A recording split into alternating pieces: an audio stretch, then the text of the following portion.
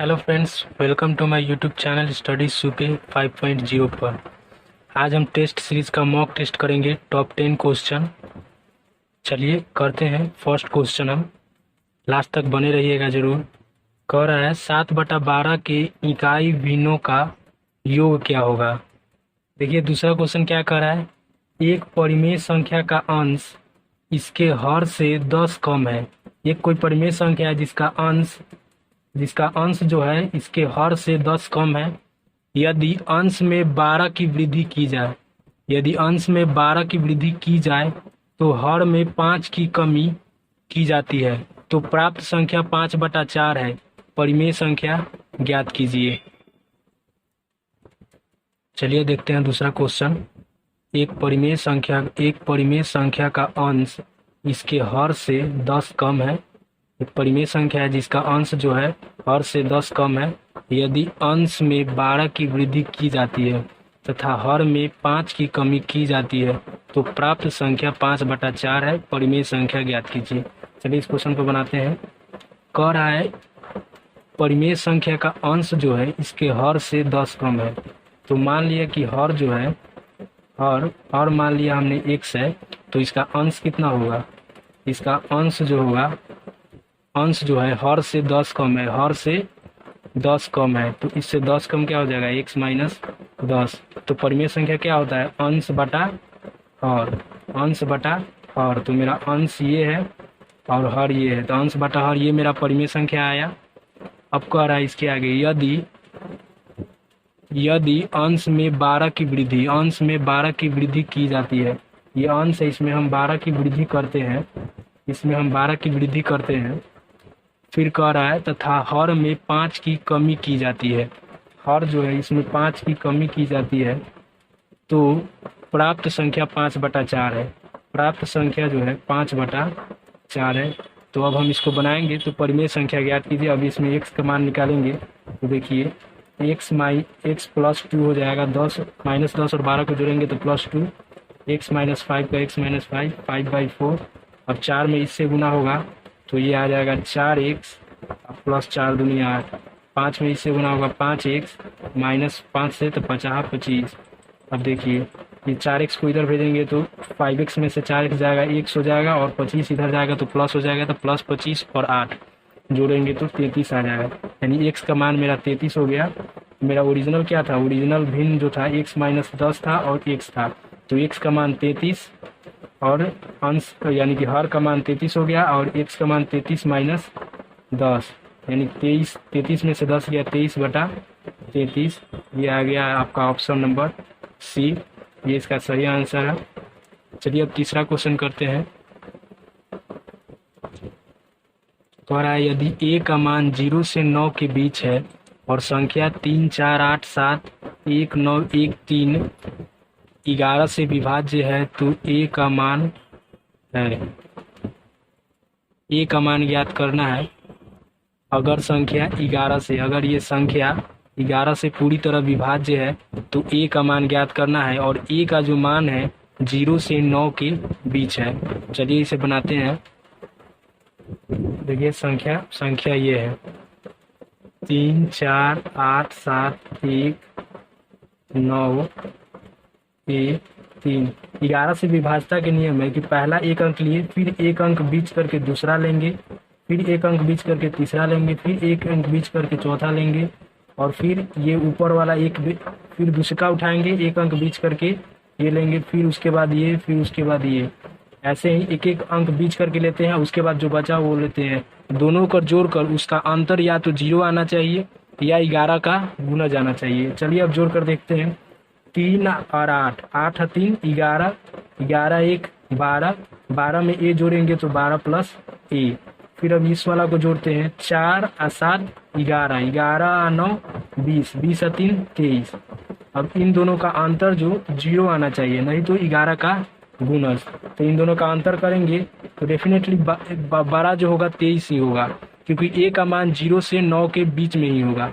a का मान 0 से 9 के बीच में ही होगा। तो इन दोनों का अंतर जो होना चाहिए क्या होना चाहिए, 0 या 11 का गुणज।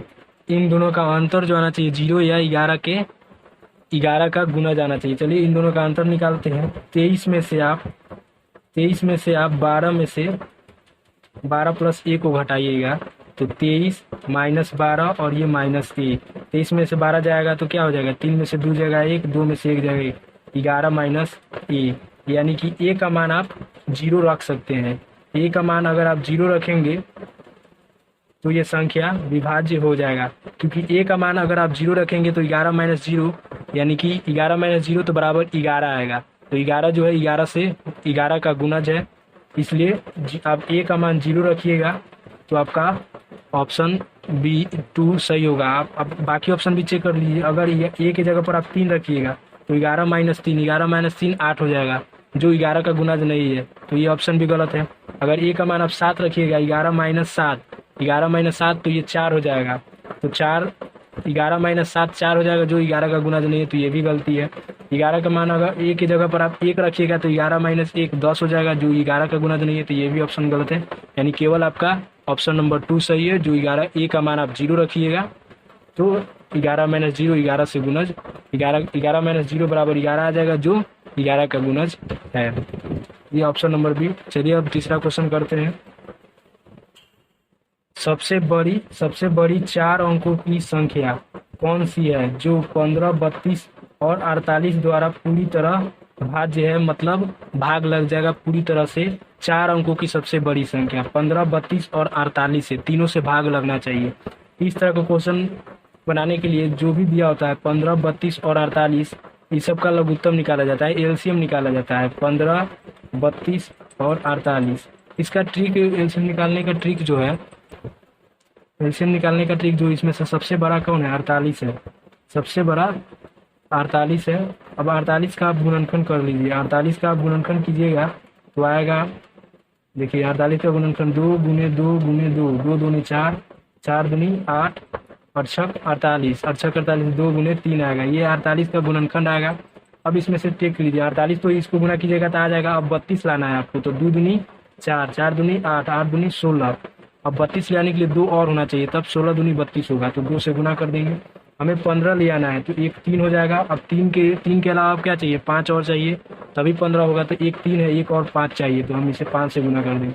अब इस सब को गुना कर दीजिएगा तो आपका एलसीएम निकल जाएगा।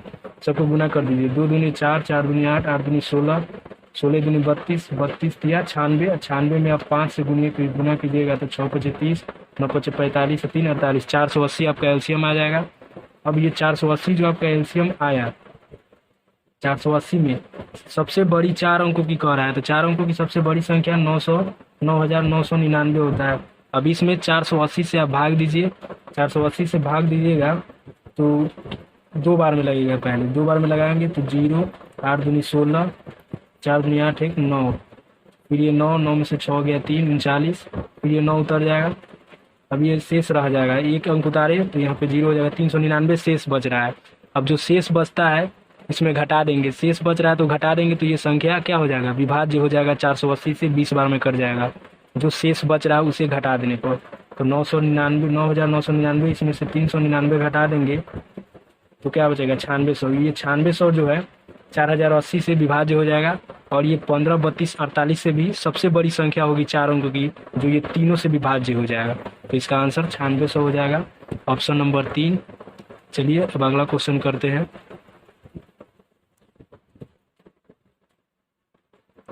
8064 सेब 32 बॉक्सों में समान रूप से पैक किए गए थे। एक बॉक्स में कुल कितने सेब पैक किए गए हैं? 32 बॉक्स है जिसकी क्षमता समान रूप से है और समान सेब भरे जाते हैं 32 बॉक्सों में। टोटल सेब 8064 है, और तो हर बॉक्स में कितने सेब भरे हैं? टोटल 32 बॉक्स है और टोटल सेब 8064 है। इसमें भाग दे देंगे तो आपका एक बक्सा में कितना सेब भरा हुआ है निकल जाएगा। चलिए भाग देते हैं। 32 दूनी 64, 10 में से 4 गया 6, 7 में से 6 गया 1, फिर ये 66, 32 से में लग जाएगा, 5 बार में लगाइए। 5 दूनी 10, 5 3 15 116 160, हासिल, फिर ये 6 बच जाएगा, कट गया, फिर ऊपर से 4 उतारेंगे, 2 बार में लग जाएगा। 32 दूनी 64, यानी टोटल 252 बॉक्स से है। टोटल 252 एक बक्से में सेब है। टोटल 32 बॉक्स है, एक बक्से में 252 सेब है। 252 ऑप्शन नंबर 4। चलिए अब अगला क्वेश्चन करते हैं। देखिए ये क्वेश्चन कह रहा है दो संख्याओं का गुणनफल के बराबर है। दो संख्याओं का गुणनफल किसके बराबर है? उनके लौसा एवं मौसा का योग के बराबर, उनके लौसा एवं मौसा के अंतर के बराबर, उनके लौसा एवं मौसा के गुणनफल के बराबर, उनके लौसा एवं मौसा के अनुपात के बराबर। ये इसका फॉर्मूला है। अगर कोई दो संख्याओं का गुणनफल, अगर कोई दो संख्या है उसका आप गुणनफल निकालिएगा तो उसका एलसीएम और एचसीएफ के गुणनफल के बराबर आएगा। ये फॉर्मूला है, उसके एलसीएम और एचसीएफ के गुणनफल के बराबर आएगा। कोई भी दो संख्या का अगर आप गुणनफल करते हैं, कोई भी दो संख्या जिसका कोई कॉमन ना हो, वे वाले यानी कि कोई दो संख्या है उसका आप गुणनफल करेंगे तो उसका एलसीएम और एचसीएफ के गुणनफल के बराबर आएगा। ये फॉर्मूला है। ये ऑप्शन नंबर सी, इसका ऑप्शन नंबर 3 जो है ये सही आंसर होगा इसका। चलिए अब अगला क्वेश्चन करते हैं। देखिए 7 नंबर क्या कह रहा है? 15,968 15,968 को एक निश्चित संख्या से भाग देने पर भागफल 89 और शेषफल 37 प्राप्त होता है, तो भाजक क्या है? तो भाजक, इसका सूत्र होता है भाजक बराबर भाज्य माइनस शेषफल, भाज्य माइनस शेषफल बटा भागफल। ये सूत्र होता है। भाज्य क्या है? भाज्य 15,968 है, भागफल आपका, शेषफल आपका 37 है तो 37 माइनस, और भागफल आपका 89 है। आप इसे सॉल्व कीजिएगा तो आपका आंसर आ जाएगा, भाजक निकल जाएगा। चलिए इसे बनाते हैं। 8 में से 7 जाएगा 1, 6 में से 3 जाएगा 3, 9, 15, अब 89। इसको 89 से अब भाग देंगे तो 89 से भाग दीजिए। 1, 5, 9, 3, 1। पहले तो एक बार में लगेगा 0, 15 में से 8 गया 7, 3। अब 8 बार में लग जाएगा, नहीं 7 बार में लगेगा।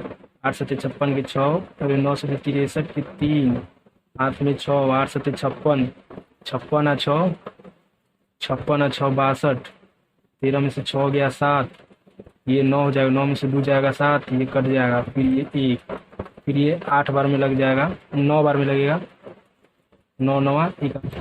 देखिए यहाँ पे गलती है, सॉरी। 9 सत्ते 63 के 3, हाथ में 6, 8 सत्ते 56 आ 6 62, 3 में से 3 जाएगा 0, 10 में से 2 जाएगा 8, और ये 6 में 100 कट जाएगा, 801 आएगा, 9 9 81 के 1, हाथ में 8, 9 8 72, 8 80 1 कट जाएगा, यानी कि 179 बार में ये कट जाएगा। तो आपका भाजक कितना है? 179 आपका भाजक। ऑप्शन नंबर 4 सही है। चलिए अब दूसरा क्वेश्चन करते हैं। ये वाला क्वेश्चन कह रहा है इतना का मौसम 12/25, 18/35, 21/40, 9/10 का मौसा ज्ञात कीजिए। इसका मौसा निकालने के लिए आप देखिए, भिन्न का जो मौसा निकालना होता है, ऊपर मौसा दिया हुआ है तो हम ऊपर वाला का मौसा निकालेंगे और नीचे वाला का लौसा। अगर लौसा दिया होता तो ऊपर वाला का लौसा निकालते, नीचे वाला का मौसा। लेकिन ये मौसा बोल रहा है निकालने के लिए एचसीएफ, तो ऊपर वाला का हम एचसीएफ निकालेंगे, नीचे वाला का एलसीएम निकालेंगे। तो ऊपर वाला का एचसीएफ निकालेंगे तो क्या आएगा? 12, 18, 21, 9। एचसीएफ वैसे निकाला जाता है हाईएस्ट कॉमन फैक्टर, वह कम से कम बताइए जो तीनों में कॉमन हो, ऐसा फैक्टर बताइए। हाईएस्ट कॉमन फैक्टर का मतलब ऐसा कॉमन फैक्टर बताइए जो तीनों में कॉमन हो। तो 9, 21, 18, 12, इस तीनों में कॉमन क्या है? इन तीनों में कॉमन ये है कि ये 3 से चारों कट जाएगा भाई, 4 ना है, 12, 18, 21, 9। इन चारों में यह कॉमन है कि ये तीन जो है ये चारों में आता है। 3 जो है ये चारों में आता है, इसलिए इसका मौसा क्या हो जाएगा? एचसीएफ, इसका एचसीएफ 3 हो जाएगा बटा। अब नीचे वाला का एलसीएम, नीचे वाला का एलसीएम निकालने के लिए क्या होगा? इसमें सबसे बड़ी संख्या क्या है? 40 है, तो हम 40 का गुणनखंड करेंगे। 40 का गुणनखंड करेंगे तो 2 गुने 2 गुने 2 गुने 5 आएगा। 2 दूनी 4, 4 दूनी 8, 8 5 40 आ गया। तो 40 तो आ गया, अब हमें 35 लाना है। तो 35 ले आने के लिए 5 गुने 7 होना चाहिए, तो 5 है, 7 की कमी है तो 7 से गुना कर देंगे इसे। फिर हमें 10 चाहिए, तो 10 ले आने के लिए 5, ये 2, तो 5 दूनी 10 आ जाएगा। फिर हमें 25 चाहिए, तो 25 के लिए 5 गुने 5 चाहिए, तो 1 5 है, 1 5 और चाहिए, तो 1 5 और गुना कर देंगे। अब इन सब को गुना कर देंगे तो ये आपका इस सब का क्या आ जाएगा? एलसीएम आ जाएगा। तो 2 दूनी 4, 4 दूनी 8, 8 पचे 40, 40 पचे 200, 200 सत्ते 1400, 2 सत्ते 1400 आ जाएगा, यानी 3/1400। तो इसका मौसा क्या हो जाएगा? 3/1400। ये इस सब का एलसीएम निकल गया, एलसीएम निकल गया। तो ये मौसा, इस भिन्न का जो मौसा होगा क्या होगा 3/1400। ऊपर एचसीएफ लिख दिया जाता है, नीचे एलसीएम निकाल लिख दिया जाता है बटा में, तो 3/1400 आया। इसका जो ऑप्शन नंबर 2 है सही होगा। चलिए अब अगला क्वेश्चन करते हैं। ये क्वेश्चन बहुत ही बेहतरीन क्वेश्चन है और बहुत ही अच्छा क्वेश्चन है, आप इसे ध्यान से समझिएगा। संख्याओं का योग 1056 है और उनका मौसा 66 है। ऐसे युग्मों की संख्या याद करें। दो कोई संख्या है जिसका योग क्या है 1056 है और उनका मौसा 66। मौसा मतलब कि दोनों में कॉमन, जो दो संख्या है उस दोनों में कॉमन। मौसा का मतलब यही होता है कि वो संख्या जो दोनों में कॉमन हो। तो 66 जो है दोनों में कॉमन है। मान लीजिए कोई संख्या ए है, कोई संख्या बी है, तो इन दोनों में क्या है 66 कॉमन है। इन दोनों में 66 कॉमन है, तो 66 इसमें भी है, 66 इसमें भी है। ये कॉमन का मतलब यही हुआ। तो 66 तो संख्या क्या हो गया 66 है, एक संख्या 66 ही हो गया। मान लीजिए संख्या कोई ए है, एक संख्या कोई बी है और 66 जो है दोनों में कॉमन है, क्योंकि मौसा मतलब दोनों में कॉमन। तो संख्या क्या हो गया 66 है, 66 भी। अब इन दोनों संख्याओं का योग 1056 है। इन दोनों संख्याओं का योग 1056 है। तो हम इन दोनों का कॉमन लेते हैं, ए प्लस बी कॉमन लेंगे तो 66 आ जाएगा। 1056, 66 को हम इधर भेजेंगे, ए प्लस बी 1056/66।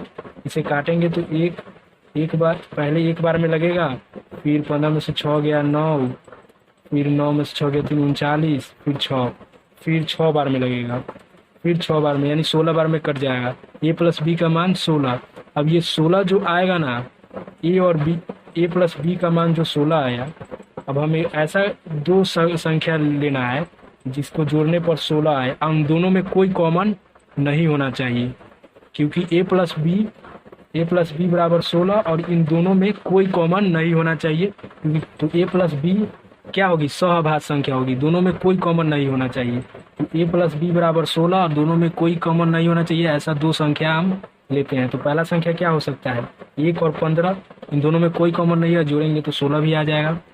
दूसरा संख्या हो सकता है 3 और 13, ये भी सही है। और क्या हो सकता है 9 और 7, ये भी हो सकता है।